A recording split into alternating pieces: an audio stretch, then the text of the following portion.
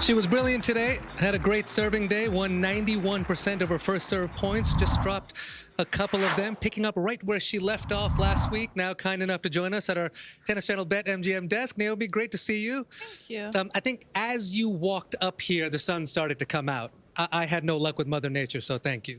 Thanks for bringing that out. It looked like you were in control of the rallies from start to finish. Did it feel that way from your perspective? Yeah, I mean, yeah, but also it's really tough to play against Sarah, and especially in Italy. So, yeah, I would say I just tried to, I guess, do my job as best as I could. The Italians can be a very noisy bunch out there watching tennis, which is beautiful atmosphere to be able to play in. But is that in your mind at all? If you let it get a little tight, you let Sarah get into the match a bit, that the crowd is going to start to become a factor?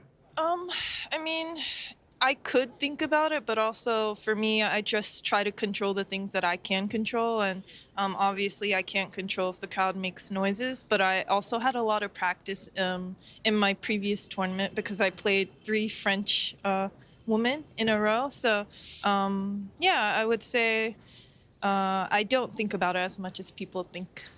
I certainly want to get into Saint-Malo. Congratulations on that title. But one of the things you did exceptionally today was your first serve. As mentioned, 91% won. You only lost a couple of points on it. Does your first serve become even more of an important factor on the clay? I mean, definitely, I think so. For me, obviously, my serve is one of my biggest weapons, and I do love to try building the point off of my serves and my returns. Let's talk about last week. Congratulations. First title since coming back to tour. You had mentioned it may not have been your favorite surface, but the relationship's got to be improving.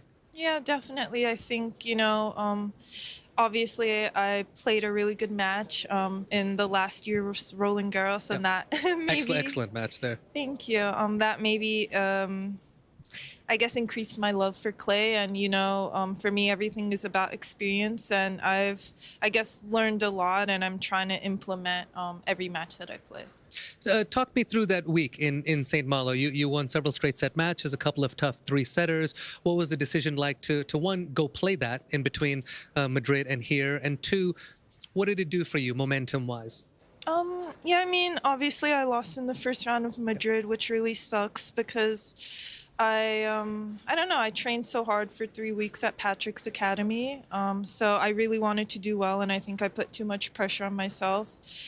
So just going to Saint-Malo, I don't know, I just wanted to bring it back to basics. I wanted to practice and I guess play a lot of matches, so I'm really glad that I was able to do that.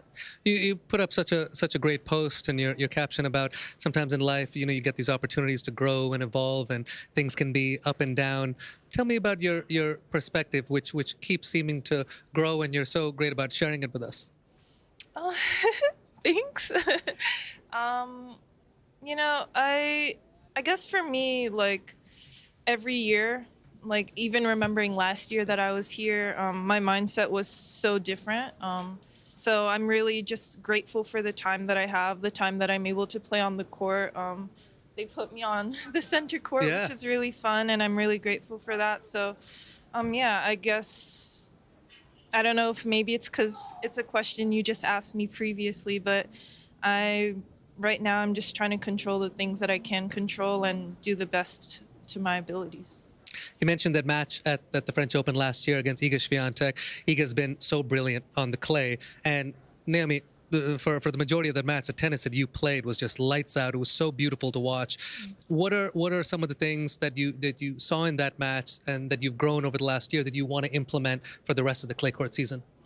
Yeah, I think for me, it's just mentality. I realized, like, honestly, sure, you can play amazing tennis, but mentally you have to be really focused and honestly in it every point. And yeah, I think I'm getting my way back there. I realize that sometimes I do like a little bit of a wave sometimes. So yeah, I think realizing that and then also trying my best to correct it. I know I get distracted sometimes, but yeah, just trying my best on that front.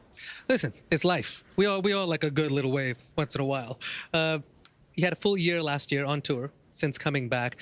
As you've now had a little over a year and a half now, almost, are there goals that you've set at this stage?